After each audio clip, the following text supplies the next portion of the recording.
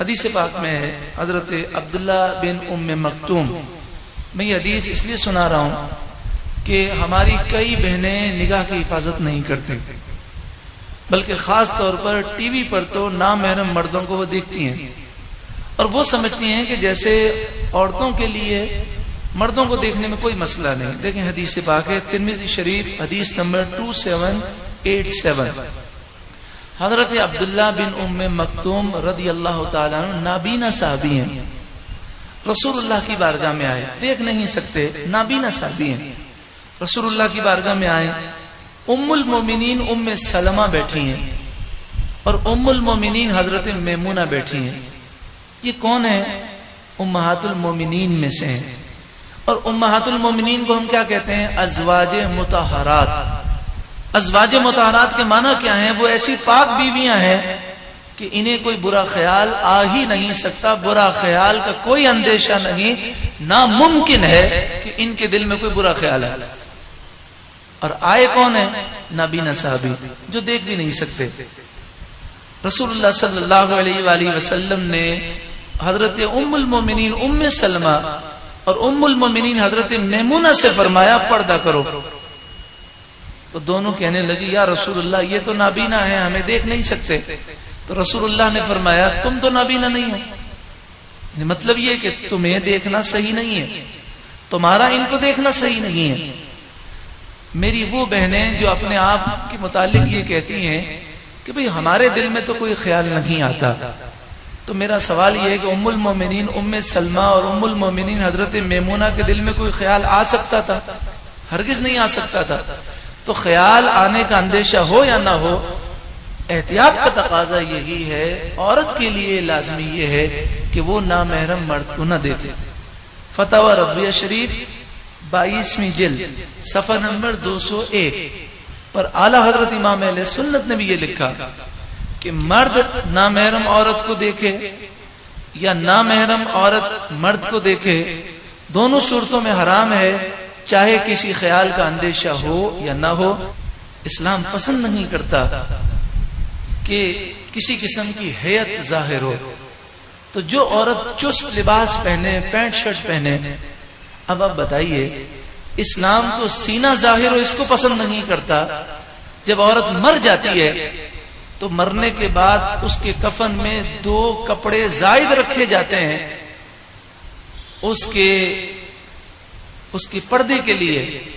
ایک کپڑا کہلاتا ہے نقاب، جو اس کے چہرے پر نقاب کے لیے، اور ایک اس کے سینے کو چھپانے کے لیے۔ مرنے کے بعد قبر میں سینہ ظاہر نہ ہو، اسلام یہ چاہتا ہے تو عورت بازاروں میں پینٹ شرٹ پہن کر گھومے، چست لباس پہنے یا برقعے پہنے تو اتنے چست ہوں، لا حول ولا قوت الا باللہ۔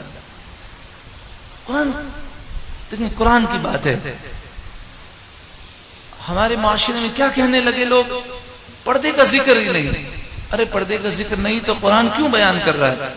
ولا یبدین زینتہن الا لبعولتہن، عورتیں اپنی زینت ظاہر نہ کریں مگر اپنے شوہر کے سامنے، او آبائہن، یا اپنے باپ کے سامنے، باپ دادا کے سامنے، او آبائی بعولتہن، یا اپنے شوہروں کے باپ دادا کے سامنے یعنی سسر کے سامنے، او ابنائہن، یا اپنے بیٹوں کے سامنے۔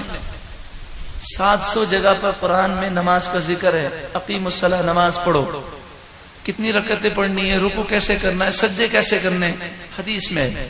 لیکن پردے کے احکام کتنے اہم ہیں، ایک ایک رشتہ بتایا گیا کہ کس کے سامنے تمہیں اپنی زینت ظاہر کرنی ہے۔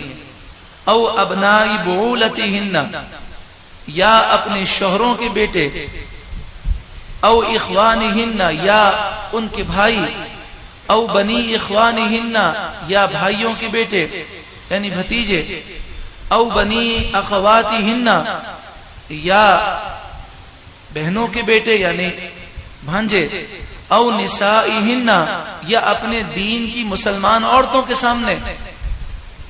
یہ شریعت کے احکام ہیں۔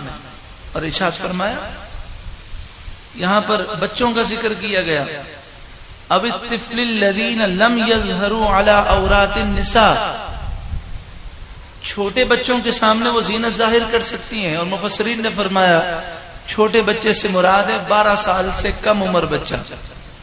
جب بچہ 12 سال کا ہو جائے اور نامحرم ہے تو عورت اس کے سامنے نہیں آ سکتی.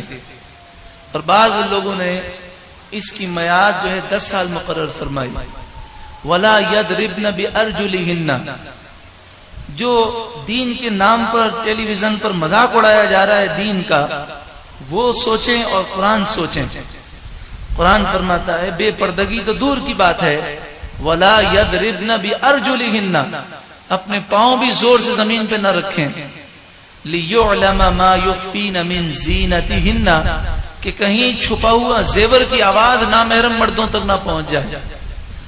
جو قرآن، جو رب عورت کے چھپے ہوئے زیور کی آواز نامحرم مردوں تک پہنچنا پسند نہیں فرماتا، کیا یہ مخلوط پروگرام کوئی برکت دے